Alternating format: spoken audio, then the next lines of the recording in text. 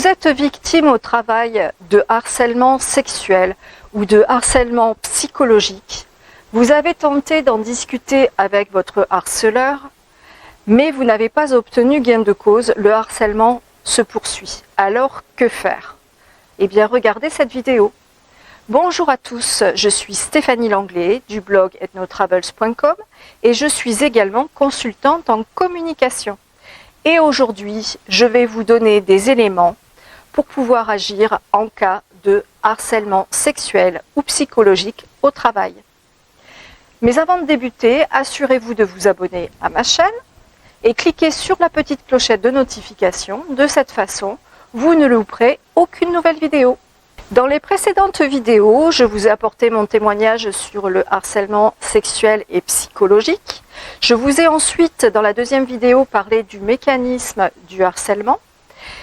Dans la troisième vidéo, je vous ai expliqué comment discuter avec la personne qui a un comportement déplacé avec vous, ou plus précisément avec un harceleur. Aujourd'hui, je vais vous parler de l'étape suivante. Si la personne que vous avez en face de vous ne veut rien entendre et continue à vous harceler, eh bien malheureusement, il va falloir passer un cran au-dessus. Première chose que vous allez devoir faire, bien évidemment, c'est en parler à votre hiérarchie. Votre responsable hiérarchique est responsable de votre santé mentale et psychologique. Ce qui veut dire que votre responsable hiérarchique se doit d'intervenir dans ce genre de situation.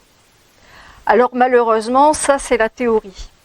Dans la pratique, comme je vous l'ai expliqué si vous avez regardé ma première vidéo, mon N+1 n'a rien fait, bien au contraire, il a tout fait pour me dissuader d'en parler et il m'a même menacé de perdre mon emploi si j'en parlais.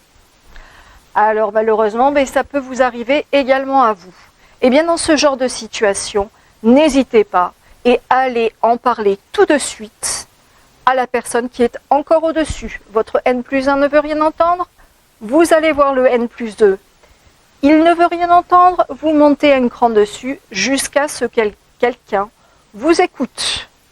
Quelqu'un finira bien par vous écouter, surtout aujourd'hui où on parle de plus en plus du harcèlement et où de plus en plus de victimes en parlent ouvertement. La deuxième chose à faire, une fois que vous en avez parlé à votre hiérarchie, si votre hiérarchie ne veut rien faire, bien déjà vous pouvez lui rappeler son obligation justement par rapport à votre santé psychologique. Et surtout, n'hésitez pas à déposer plainte. Vous déposez plainte par rapport à contre votre harceleur. Le dépôt de plainte que vous faites n'est pas contre votre entreprise. Le problème en termes de harcèlement, c'est que bien souvent, la victime, et c'est ce qui m'est arrivé, ne veut pas déposer plainte par rapport à l'entreprise dans laquelle elle travaille. Soit parce qu'elle a peur, ou soit comme dans mon cas, tout simplement parce que on aime l'entreprise dans laquelle on travaille et on estime que l'entreprise n'est pas responsable du comportement d'un de ses employés. Sauf qu'en l'occurrence, quand un employé vous harcèle et que votre hiérarchie ne fait rien, l'entreprise est responsable. Vous n'avez donc à avoir aucune culpabilité si vous déposez plainte. Ça, c'est la première chose par rapport au dépôt de plainte. La deuxième chose par rapport au dépôt de plainte, c'est que soit vous pouvez la faire en allant directement dans un commissariat de police ou dans une gendarmerie s'il n'y a pas de commissariat de police dans les environs. Vous déposez plainte. Si on vous propose de faire une main courante, refusez. La main courante n'a aucune valeur légale. Concrètement, elle ne sert à rien. Si la personne en face de vous vous dit « mais bon madame, écoutez, c'est la première fois que ça vous arrive, ce qu'on va faire, c'est qu'on va faire une main courante, comme ça si la personne recommence, on aura déjà ces traces-là ». Non, ça ne sert à rien. La personne vous dit ça, vous lui répondez « écoutez, très bien, vous ne voulez pas prendre mon dépôt de plainte, vous êtes sûr ? Je vais faire le dépôt de plainte en ligne. Généralement, ça devrait faire changer d'avis et théoriquement, votre dépôt de plainte devrait être enregistré tout de suite. Ça m'étonnerait que la personne vous laisse partir sans avoir fait le dépôt de plainte. On ne sait jamais malgré tout. Donc n'hésitez pas à faire le dépôt de plainte en ligne. Il faut savoir que pour les délits, on peut faire un dépôt de plainte directement en ligne. Ce dépôt de plainte, il est enregistré, ce qui veut dire que la police est obligée d'ouvrir une enquête et de faire quelque chose. Alors la troisième chose dont je voulais vous parler,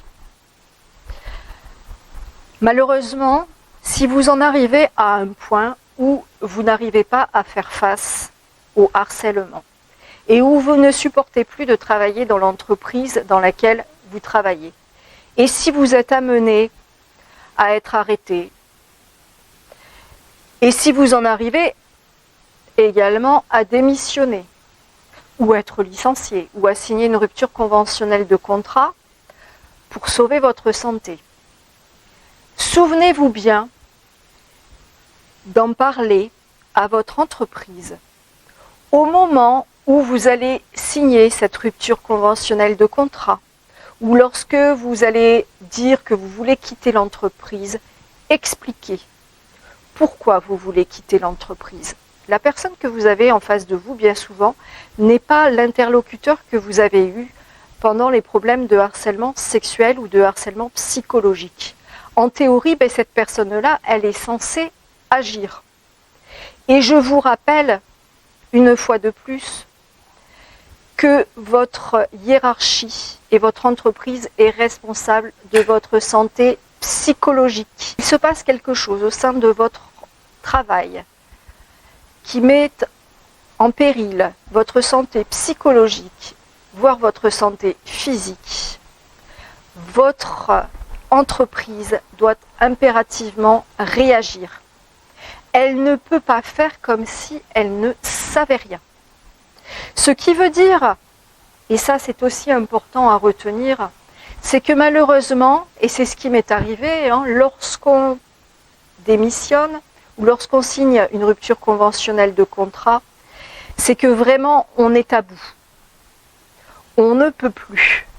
On croit que c'est la seule façon pour se protéger et pour protéger sa santé. On pense qu'il n'y a pas d'autre solution. Personne autour ne vous aide. Et vous vous dites, la meilleure solution, c'est de partir. Alors oui, c'est très certainement le meilleur des choix de partir si personne ne vous écoute et personne ne fait rien. Rien ne vous empêche, une fois que vous allez mieux, même si c'est quelques années après, de porter plainte contre la direction de votre entreprise. Alors surtout, n'hésitez pas. Si vous avez été amené à démissionner suite à un problème de harcèlement sexuel ou de harcèlement psychologique, si vous étiez en arrêt, si vous en avez parlé à votre hiérarchie, si vous avez fait des écrits à votre hiérarchie et qu'on ne vous a pas répondu, n'hésitez pas à déposer plainte vis-à-vis de votre entreprise, même si c'est plusieurs années après. J'espère que cette vidéo vous a été utile et je vous dis à très bientôt.